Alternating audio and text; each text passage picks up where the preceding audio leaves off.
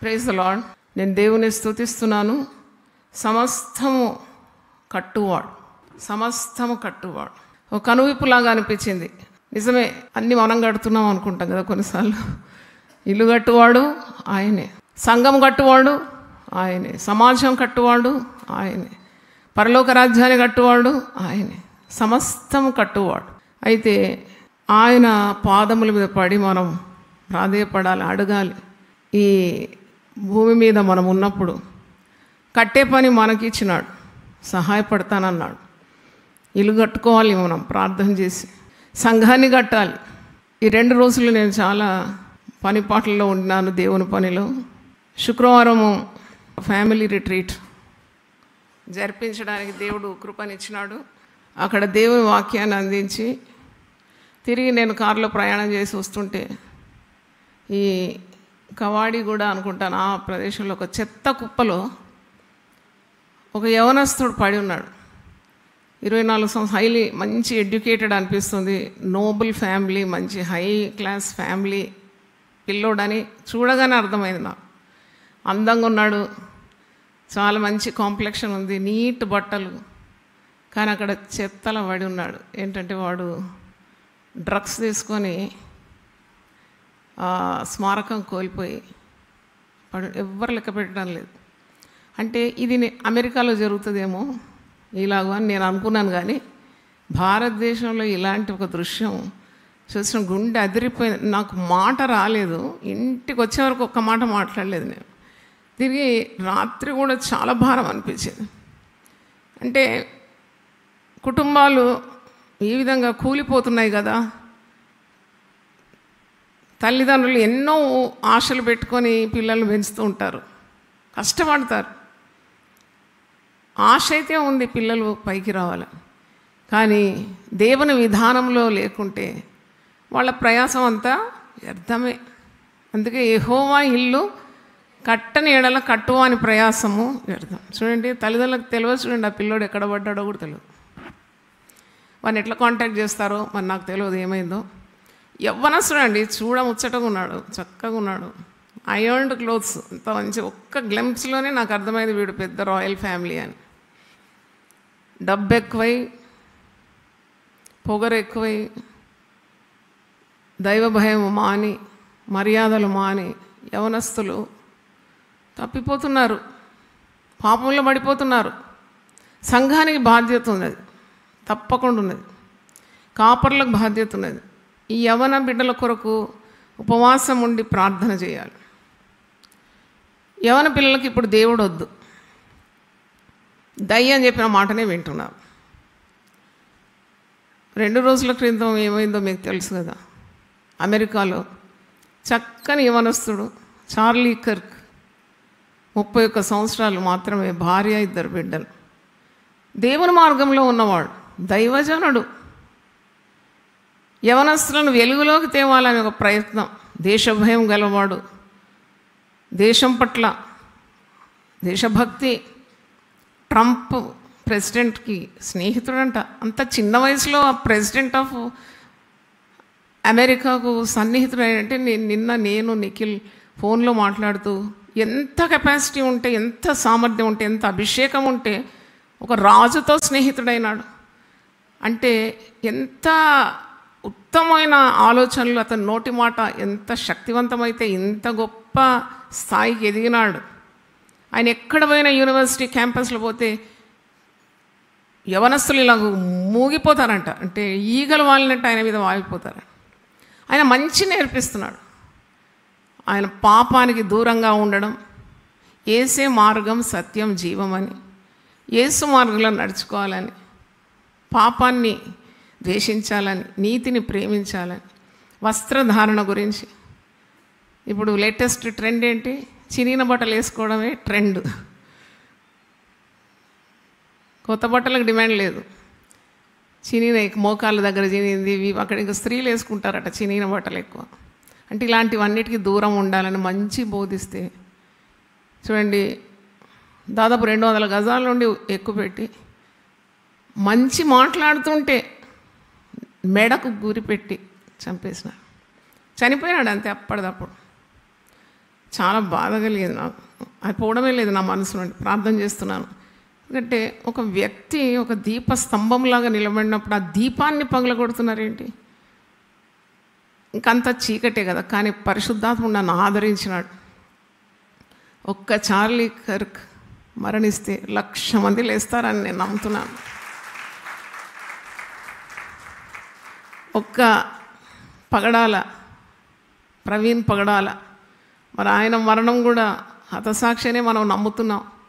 కానీ తప్పకుండా అలాంటి వారు లేస్తారు ప్రభు కొరకని విశ్వాసం వాక్య ప్రకారంగా ఉంది. ఒక గోధుమ గింజ భూమిలో పడి ఏం కావాలట? చస్తే అది విస్తారంగా ఫలిస్తుంది. అంటే లోకం ఎటుపోతుందండి? నేపాల్ గురించి మీరు చూసినారు. నేనైతే నా జీవితంలో అలాంటి దృశ్యాలు చూడలేదు. అధికారులను తరిమికొట్టి వాళ్ళు ఉండే భవనాలకు నిప్పంటించి ఒక స్త్రీ అందుమూలాన ప్రెసిడెంట్ భార్య అనుకుంటా ఆమె చనిపోయడం, కొట్టడం, పాప ఇది భయంకరం. ఇది అయితే ఒక స్టాటిస్టిక్స్ చేసినారంట. అంటే లోకం కూలిపోతుందా, సమాజం కూలిపోతుందా? ఇప్పుడు కట్టెగా గురించి మీరు విన్నారు. వ్యక్తిగత జీవితాలు నాశనం అయిపోతున్నాయి, కుటుంబాలు చిన్నమైపోతున్నాయి, కూలిపోవడమే చూస్తాం ఇప్పుడు మనం. అయితే ఒక స్టాటిస్టిక్స్ చేసినారంట అమెరికన్స్. ఈ కష్టాలు ఈ లోకంలో ఎక్కువ కాబోతుందా? ఈ వేదనలు, ఈ నాశనాలు, ఇలాంటి తిరుగుబాట్లు, చావడాలు ఇవన్నీ ఎక్కువ అవుతుందా? ఇది అంతమా ఆరంభమా అని ఒక స్టాటిస్టిక్స్ చేస్తే 8% అన్నారంట. ఇక అలా కాదులే ఇది అంతం అన్నారంట.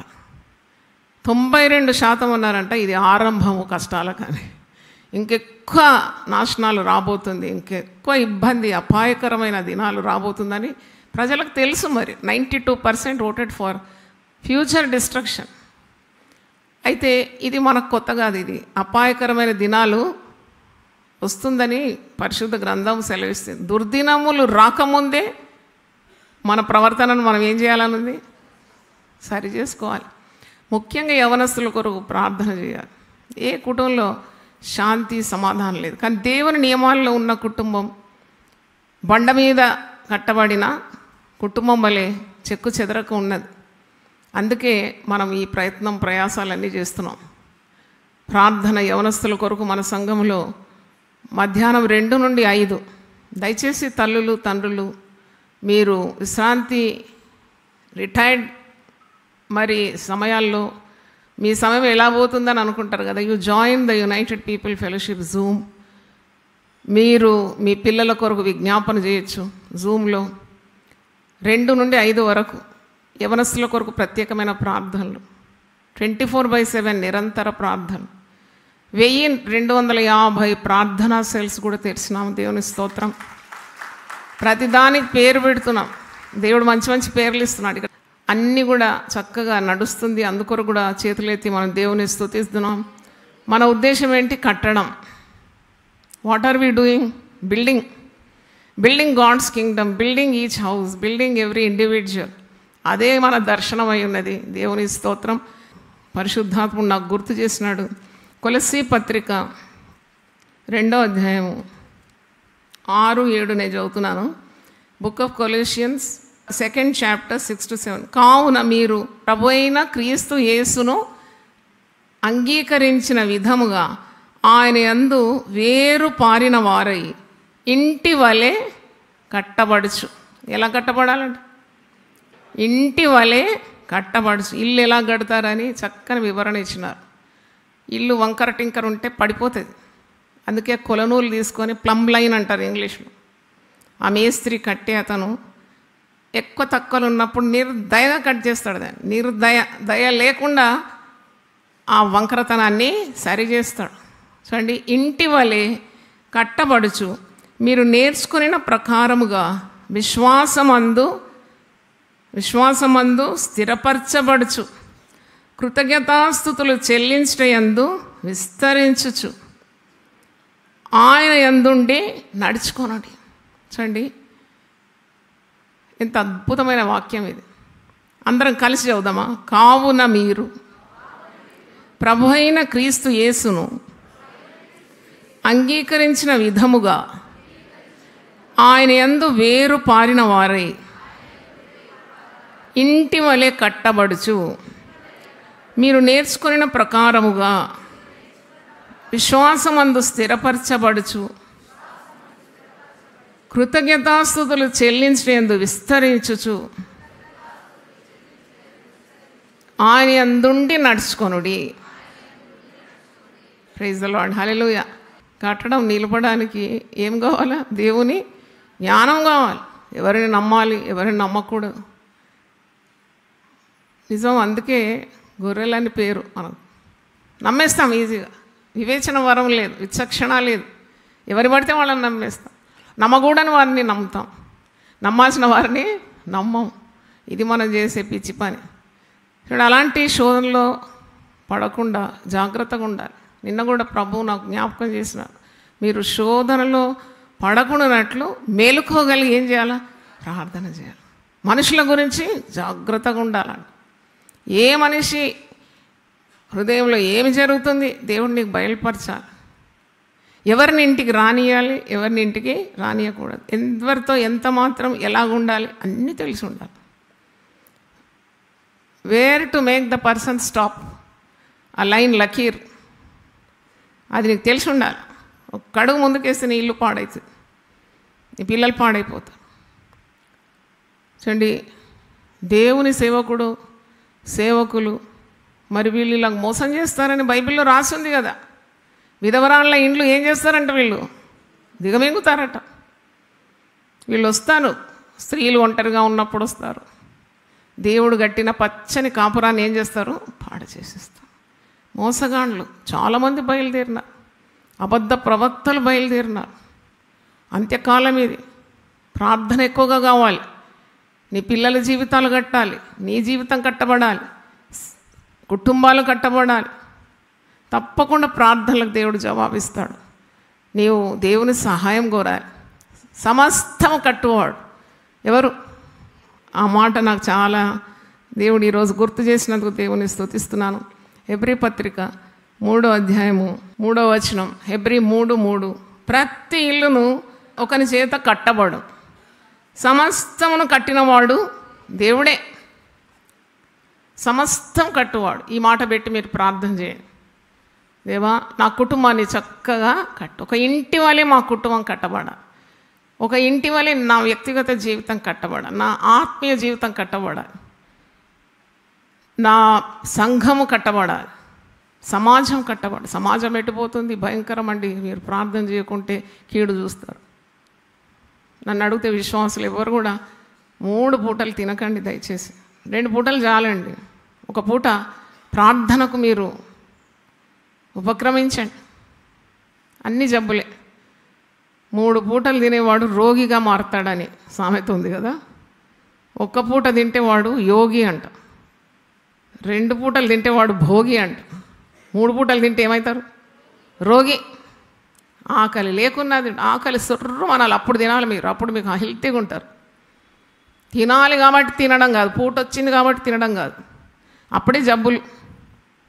ఖాళీ కడుపు పెట్టుకొని చక్కగా ప్రార్థన ఎక్కువ చేయండి, బరువు తగ్గించండి, దేవుని సన్నిధిలో మోకరించగలుగుతారు. తప్పకుండా దేవుడు మన మనవి వింటాడు. సమస్తము కట్టువాడు ఎవరు? దేవుడే. ఒకసారి చెప్పండి అన్నమాట. సమస్తము కట్టువాడు ఆయన పాదాల దగ్గర మనం వంగి ప్రార్థించాలి. దేవుడు మనల్ని గొప్పగా ఆశీర్వదించును గాక. ఆమేన్. మనకు 40 days ప్రభాత ప్రార్థనలు సమీపిస్తున్నాయి.